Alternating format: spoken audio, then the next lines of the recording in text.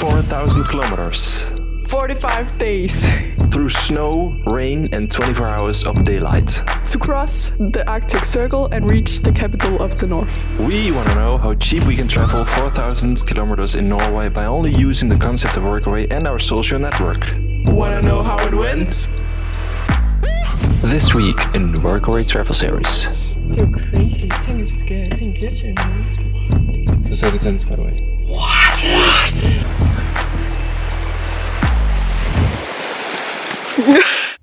Good morning here. Yeah, as you can hear, the audio is terribly bad. That morning I found out that my camera was broken, so I had to make an intro with my phone, which has a very bad microphone. That is kind of what I'm explaining here in these clips while we were making breakfast, but don't worry, in the next clip my camera was back to life.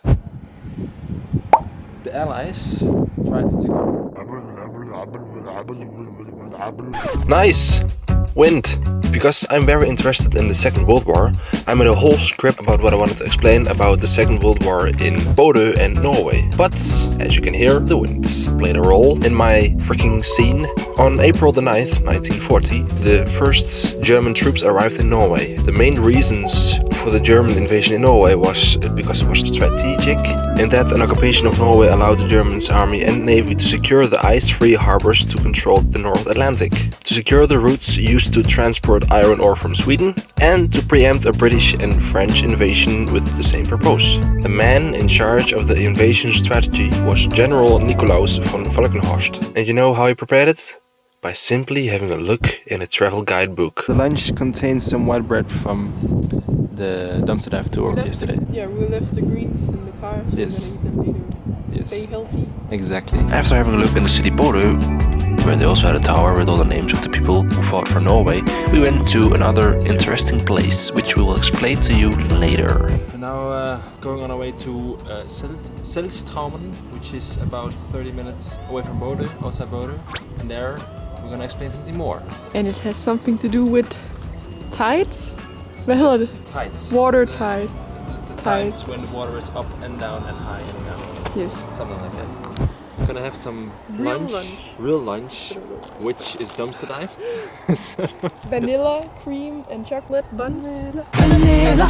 Yes, and we're gonna now wait in the meantime until the water is getting heavier. Just take it, roll it. Yes, that was the update.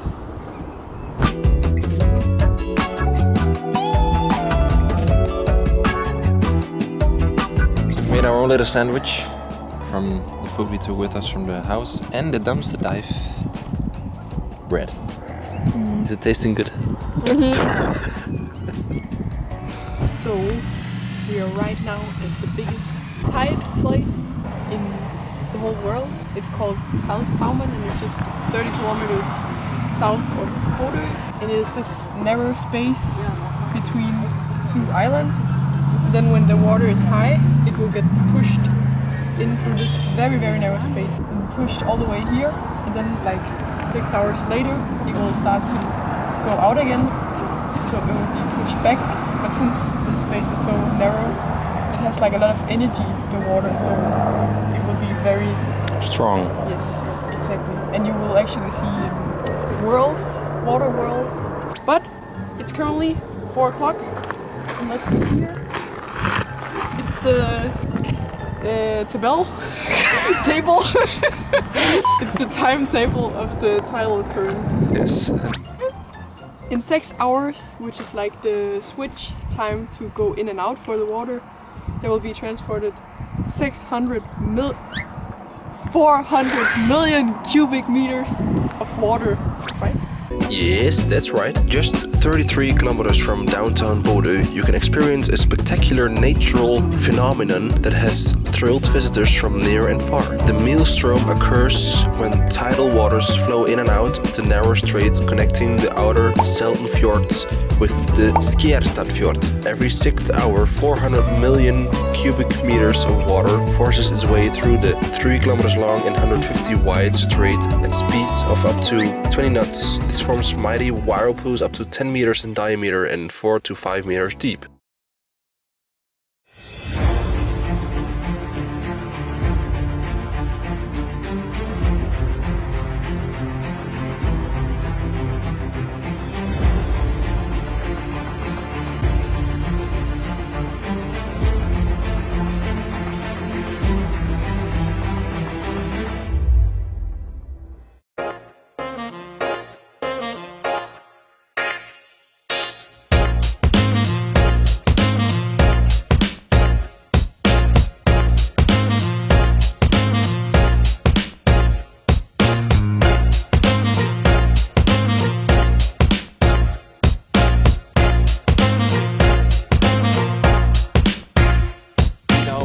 arrived at Josephine. The geology path. Yes. And there were assignments? Yeah, some tasks, but it's traces after the last ice age. Yeah, very nice. Så isen har bare skubbet store sten over. Are you filming? Yes, I'm filming in like half a minute now. These big rocks are like the big rocks that were transported by the ice. The ice pushes up dirt with a lot of rocks and things and mushes it around. And then when the ice goes back because it's melting, then the rocks will still lay here.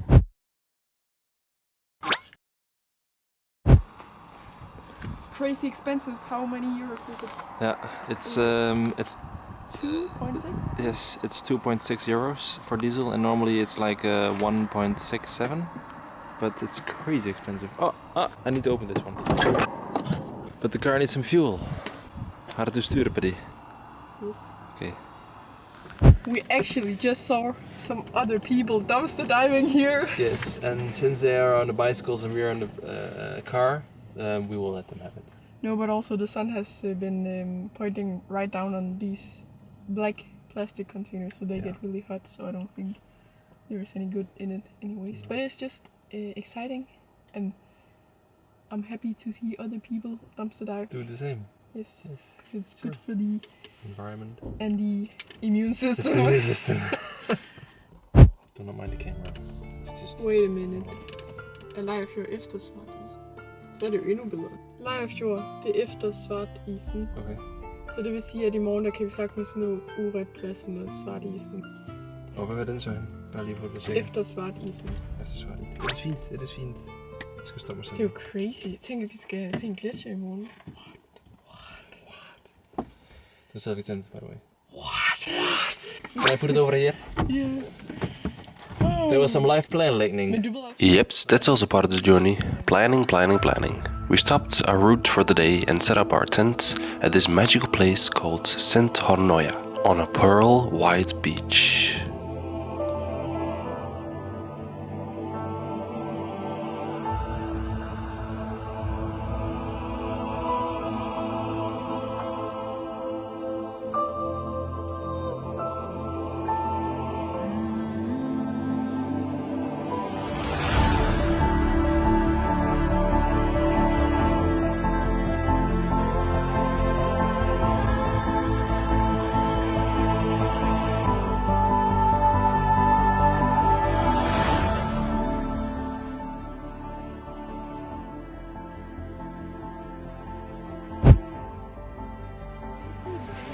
Do not mind us, just taking a bell.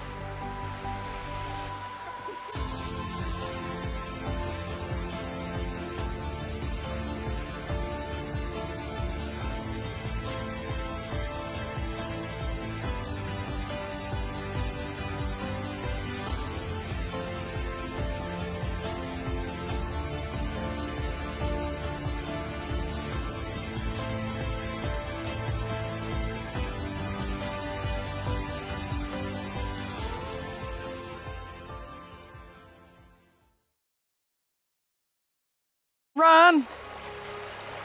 Slow motion.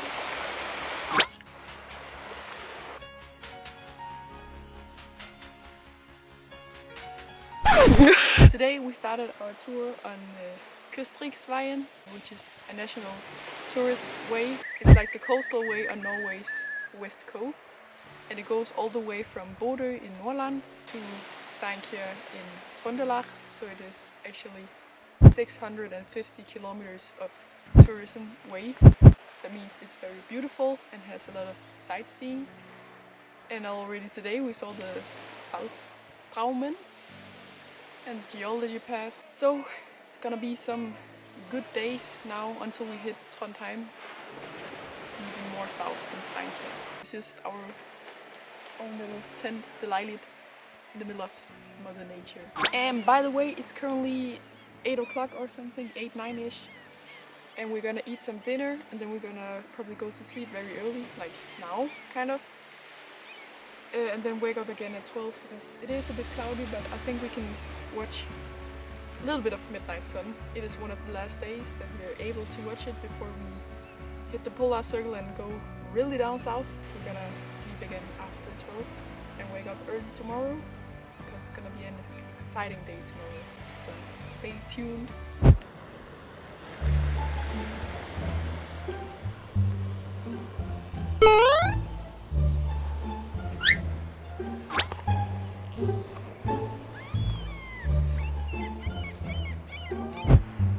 Could we find on the way tomorrow tank station where I can wash my hair? I feel freaking dirty. Are you not satisfied? I'm not satisfied at all. Yes, we can. It's not gonna do. So these are also the cases we've been dumpster diving. Are you eating my cookie now? No. Okay, so we're gonna have some dinner which contains spaghetti once again and some pudding bread. Delicious. And a nice view. Trying to fix this freaking camera so it stands still. Gonna eat some. I was about to say breakfast, but it's dinner.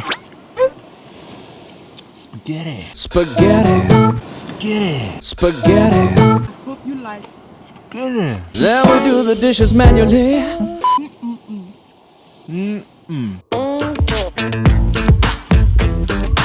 We're gonna say goodnight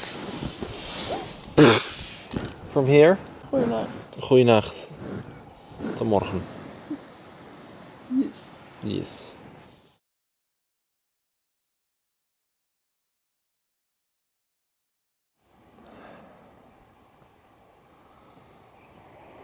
And we're ending this episode with a beautiful midnight sun. This episode we drove from Bodø to a beautiful beach in Siuntio where we're spending the night. And this is what you'll see Next week in Workaway Travel Series.